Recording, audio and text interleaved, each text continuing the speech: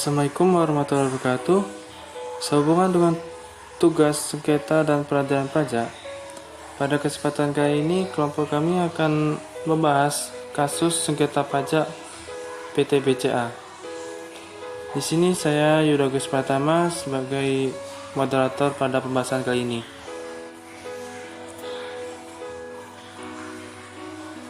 Sebelum memulai topik pembahasannya, saya akan memperkenalkan kelompok saya. Yang pertama Muhammad Anggara Lubara sebagai pemateri, yang kedua Muhammad Daniel NA sebagai pemateri, dan yang ketiga Yuda Gus Pratama sebagai pemateri dan moderator.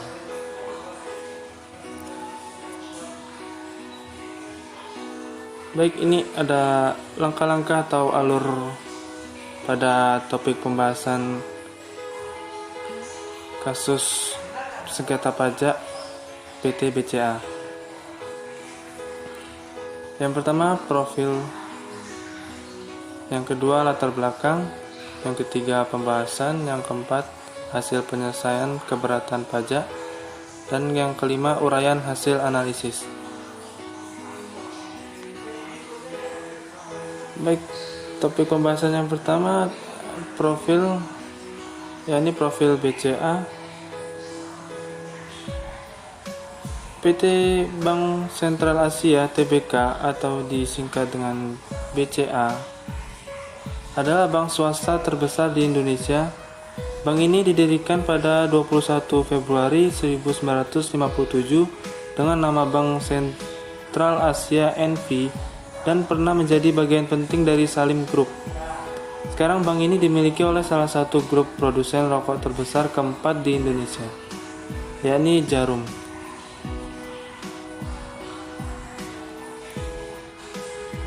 Topik selanjutnya adalah latar belakang kasus.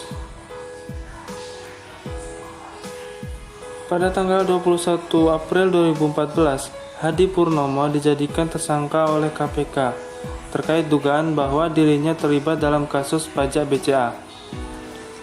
Hadi Purnomo dianggap telah merugikan negara karena telah mengabulkan keberatan BCA terkait pembayaran pajak. Kasus pajak BCA ini berawal dari Dirjen Pajak yang ingin menerbitkan surat perintah pemeriksaan pajak pada tahun 2002 untuk BCA. Ternyata ada laporan yang menjadi koreksi, yaitu terkait laba fiskal BCA. Menurut SKPN PPH, laba fiskal BCA adalah 174 miliar. Tetapi menurut Dirjen Pajak, laba fiskal BCA adalah 6,7 triliun. Nilai yang menjadi koreksi ada 5,77 triliun.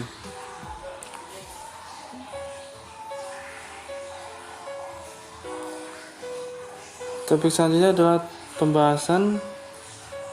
Dalam jumpa pers yang dilakukan pihak BCA menyebutkan bahwa dari nilai koreksi 6,78 triliun ada koreksi terkait transaksi pengalihan aset, termasuk jaminan 5,77 triliun yang dilakukan dengan proses jual beli dengan BPPN sesuai perjanjian jual beli dan penyerahan piutang nomor SP-165-BPPN-0600.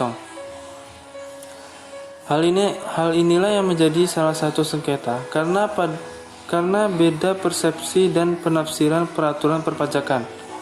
Menurut pihak BCA, hal itu seharusnya tidak dikoreksi, sejalan dengan instruksi Menteri Keuangan nomor 117/KMK-017/1999 dan Gubernur Bank Indonesia nomor 31/15/KEP/GBI tanggal 26 Maret 1998.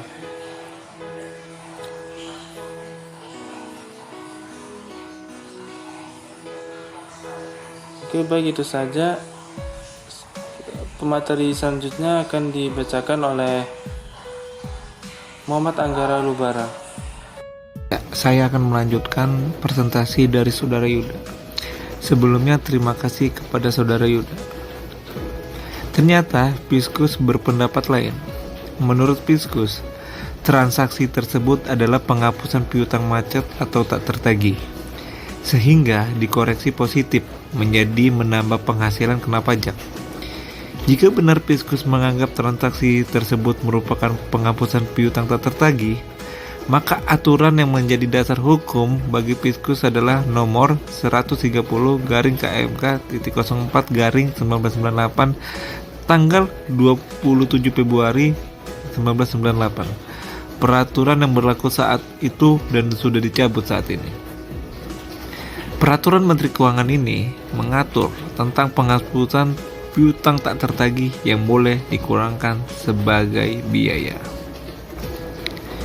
Kemudian langkah diambil, yaitu pengajuan keberatan pajak. Respon Bank Sentral Asia atau BCA.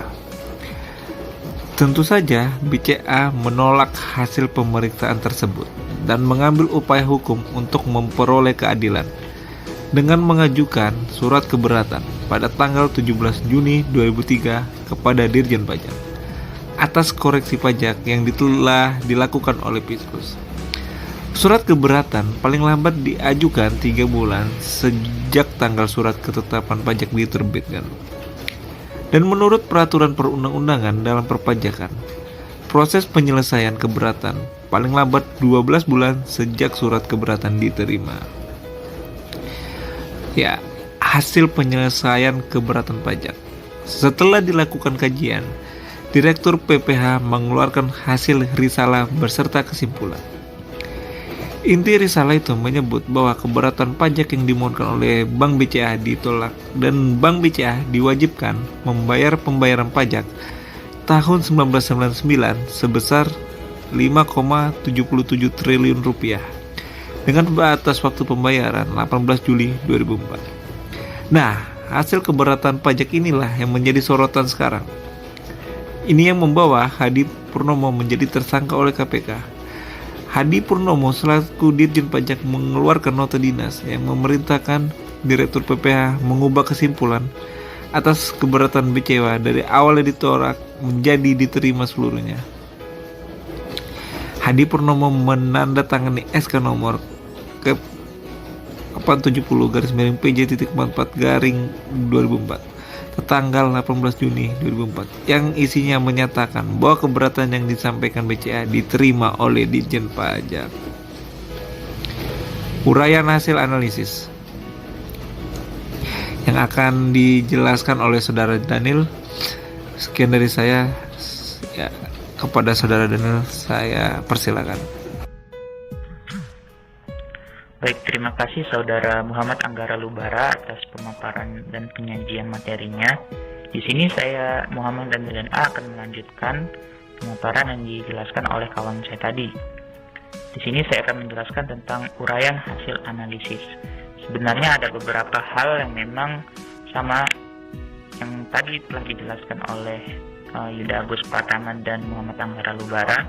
Namun di sini saya akan menjelaskan tentang penyebab mengapa Hadi Purnomo pada akhirnya pada tahun 2014 ditetapkan oleh KPK sebagai tersangka dalam kasus sengketa pajak PT BCA. Sebelum kita membahas tentang hal tersebut, di sini saya ingin mengulang apa saja yang menjadi materi yang diajukan oleh pihak BCA terkait kasus pengajuan banding tersebut. Ya. BCA menilai transaksi pengalihan aset ke BPPN merupakan jual beli piutang. Namun Ditjen Pajak menilainya sebagai transaksi penghapusan piutang macet atau non-performing loan atau NPL. Karena ada perbedaan itu, pada tanggal 17 Juni 2003 BCA mengajukan surat keberatan ke Ditjen Pajak terkait koreksi transaksi pengalihan piutang macet kepada BPPN tahun 1999 sebesar 5,77 triliun sesuai perjanjian jual beli dan penyerahan piutang nomor ST strip 165/BPPN/0600. Hal ini yang menjadi salah satu sengketa karena beda persepsi dan penafsiran peraturan perpajakan. Yang saya jelaskan tadi bahwa menurut BCA itu merupakan kegiatan jual beli piutang, namun Ditjen Pajak menilai itu sebagai transaksi penghapusan piutang macet. Inilah menjadi perbedaan persepsi antar keduanya. Menurut BCA, hal itu seharusnya tidak dikoreksi dengan alasan transaksi pengalihan aset. Merupakan jual beli piutang sejalan dengan instruksi Menteri Keuangan pada saat itu nomor 117/KNK-017/1999 dan Gubernur Bank Indonesia nomor 31/Kep/GBI tanggal 26 Maret 1998. Nah, ketika kita tadi mengetahui apa saja yang menjadi materi yang diajukan, kita pun harus mengetahui langkah-langkah apa saja atau berapa lama proses penetapan banding. Baik, di sini saya akan menjelaskan terkait dengan hal tersebut. Daluarsa penetapan pajak ditentukan dalam jangka waktu 10 tahun sesudah saat terutangnya pajak atau berakhirnya masa pajak, bagian tahun pajak atau tahun pajak. Penetapan masa 10 tahun ini sesuai dengan ketentuan daluarsa penyimpanan buku-buku, catatan-catatan, dokumen-dokumen yang menjadi dasar pembukuan dan pencatatan wajib pajak. Mulai 1 Januari 2008, daluarsa penetapan pajak ditentukan menjadi 5 tahun sejak akhir masa pajak atau bagian tahun pajak.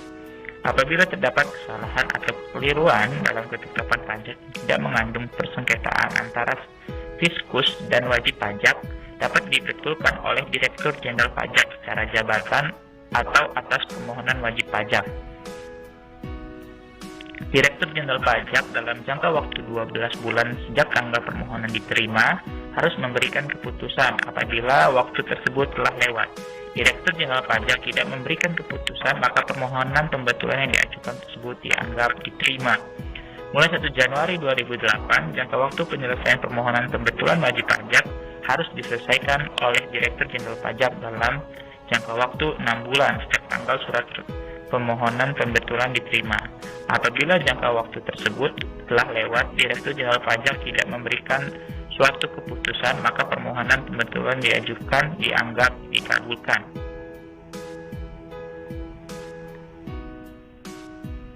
Nah, seiring dengan materi yang saya jelaskan di slide sebelumnya tentang lama proses penetapan banding, adapun di sini saya akan melanjutkan ke lama putusan.